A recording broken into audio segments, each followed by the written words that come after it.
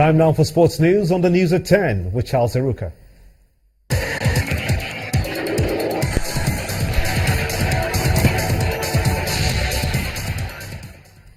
Thanks, Gimba. Welcome to Sports News. The proprietor of Eboue FC has been suspended from all Nigeria Professional Football League venues for the next 10 matches.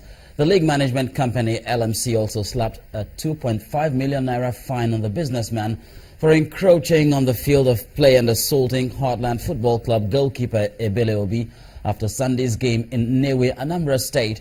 He's expected to offer a letter of apology and an undertaking to be a good ambassador of the elite division. The LMC also banned all self-procured security services other than those it sanctioned from all match venues. Over in Europe, English Premier League side Sunderland have terminated the contract of Emmanuel Eboue following his one-year ban by FIFA over a pay dispute with a former agent. The Ivorian only signed for the Premier League strugglers as a free agent on March the 9th and has yet to play for the club. He has 2 weeks in which to appeal the decision.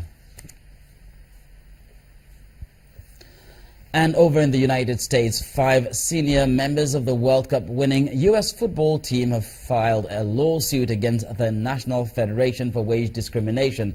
Alex Morgan, Carly Lloyd, Megan Rapinoe, Becky Sauerbrunn and Hope Solo say they are paid less than half of what the male USA players receive.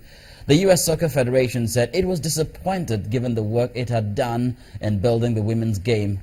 American women's football has dominated the international game in recent decades with a string of titles. In golf, new European Solheim Cup captain Annika Sorenstam has promised to handle things differently if there's a repeat of the unsavory incident that marred last year's defeat by the United States. Tempered fled on the final day of the women's equivalent of the Ryder Cup in Germany 6 months ago when European player Susan Peterson refused to concede an 16-inch putt to Alison Lee. The former world number 1, who played on 8 Solheim Cup teams, has been a vice-captain in the last 3 editions of the biennial team event. And I have dreamed that this opportunity would come along, and if I look back in my career, the Solheim Cup has always been an important part of it. We play as individuals for 99% of the time, but when we do get together, it's just something special. So a lot of my memories in my career goes back to the Solheim Cup, and so when I stopped playing, I was hoping that I would continue to be able to be involved, and getting the chance to be a vice captain was really eye-opening. But I thought, one day when I'm ready, I would love to get this opportunity, and I felt like 2017 I would be ready, and luckily the tour, I got the support from the tour, so this is really going to be a lot of fun, certainly a different role than I'm used to, but I'm really looking forward to getting to work and getting to know the players. And it's all about the competition. It's all about building memories. And that's really, I think, our goal is to grow the game through the Solheim Cup. It's already started really well, but we've got to continue to take advantage of the opportunity we have. And in boxing, Manny Pacquiao insists there is no going back on his retirement plans ahead of his final fight with rival Tim Bradley. He'll be facing 5-time world champion Bradley in Las Vegas for the welterweight championship. This is the 3rd fight between the two men, having split the previous 2 decisions. I'm not tired in boxing, but I just make a decision after this fight to retire and focus to serve the people, because it's if I win in Senate, it's going to be a big responsibility and hard work. I'm expecting that more aggressive Bradley because of his new trainer, TD Atlas, and we saw that in his last fight, and more aggressive. So I believe that we can create more action in the ring than compared to the last 2 fights that we had. I don't think it has anything to do with him getting older at this point. He has, he has gotten older, of course, a little bit, but he hasn't slowed down too much. And I would be the first one to tell him if he did. But his speed and his work ethic is still great. Well, that's the final punch on Sports News, and it's back to Gimba with the rest of the news at 10.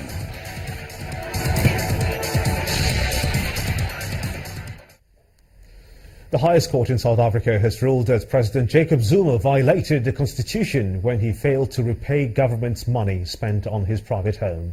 He was accused using ill-gotten wealth to upgrade his home with a swimming pool and an amphitheatre. Adeshawa Josh reports.